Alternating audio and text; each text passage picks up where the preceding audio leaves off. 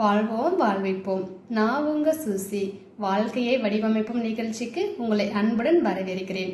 நாம் இன்றைக்கு பார்க்கக்கூடிய தலைப்பு துன்பம் சுமையாவதில்லை. நம் வாழ்க்கையில் துன்பங்களை சுவைக்க தெரிந்தவனுக்கு துன்பம் சுமையாவதில்லை, சுகமாகிறது என்று இறைவன் ஞானவெளி மேய்விரா நனிசித்தர் அவர்கள் கூறும் அறிவு கருத்தினை அனைவரும் இணைந்து கேட்போம் வாருங்கள். வாழ்வோம் வாழ்விப்போம். வாழ்வோம் வாழ்விப்போம். அன்பிற்குரியவர்களே, இன்றைய சிந்தனையில் நாம் சிந்திக்க இருப்பது துன்பம் சுகமாகிறது. துன்பத்தை சுவைக்க தெரிந்தவனுக்கு அது சுமையாக இருப்பதில்லை, சுகமாக இருக்கும். எப்படி சுவைப்பது? துன்பம் என்பது எது? நன்றாக சிந்தித்து பாருங்கள். துன்பம் என்பது உங்களுடைய உழைப்பு, துன்பம் என்பது உங்களுடைய ஆசை, துன்பம் என்பது நீங்கள் தேடுவது, துன்பம் என்பது உங்கள் முயற்சி. நீங்கள் அதில் நின்றுவிடக்கூடாது. இன்பம் என்பது துன்பம் இருந்தால்தான் இன்பம் தெரியும். துன்பத்தை தொடாதவனுக்கு இன்பம் தெரியாது. சமைத்தால் தானே சாப்பிட முடியும். சமைக்காமல் நான் சாப்பிடுவேன் என்றால் அதே மாதிரிதான் துன்பத்தை நீங்கள் அடைந்து தாண்டி தாண்டி செல்கின்ற பொழுதுதான் ஒரு மரத்தை வெட்டுகிறான், வலிந்து வெட்டுகிறான், உடல் நோக வெட்டுகிறான்.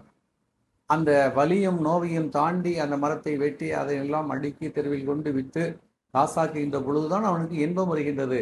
ஆனால் அந்த காசை பெறுவதற்கு அவன் எதை சுவைக்க வேண்டியிருக்கிறது? துன்பத்தை சுவைக்க வேண்டும். நேரடியாக இன்பத்திற்கு போக முடியாது. எனவே மண்ணில் வாழ்கின்ற பொழுது எந்த காரியமும் எல்லா காரியமும் துன்பத்தில் தான் இருக்கிறது. நீங்கள் சாதாக ஒருவரிடம் சொல்லி பாருங்கள், இந்த மரத்தை தள்ளு என்று. தள்ள மாட்டான், யோசிப்பான்.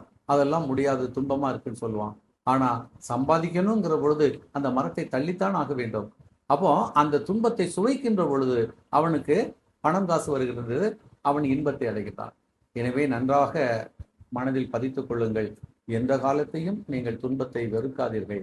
ஏனென்றால் துன்பம் என்பது இருளாக இருக்கிறது, ஆற்றல் மிக்கதாக இருக்கிறது. அந்த இருளில் இருந்து நீங்கள் வெளிச்சத்தை பார்க்கலாம். ஆனால் வெளிச்சத்தில் இருந்து இருளில் உள்ளே பார்க்க முடியாது. ஏனால் படைப்பு ஆற்றல் எங்கே இருக்கிறது? இருளில் இருக்கிறது. துன்பப்படுகிற பொழுதுதான் நாம் இறைவனை நினைக்கிறோம். இன்பப்படுகிற பொழுது மறந்து செல்கின்றோம். சாமி கும்பிட செல்வதற்கும், கோயிலுக்கு செல்வதற்கும், பெரியவர்களை நாடி ஆசீர்வாதம் வாங்குவதற்கும், அனுபவ உரைகள் கேட்பதற்கும் என்ன வேண்டும்?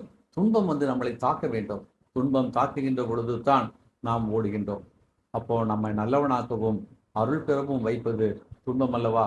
எனவே துன்பத்தை நீங்கள் சுவைத்தால் அது உங்களுக்கு சுகமாக இருக்கும், இன்பத்தை கொடுக்கும் என்பது ஞாபகத்தில் வைத்துக் கொள்ளுங்கள்.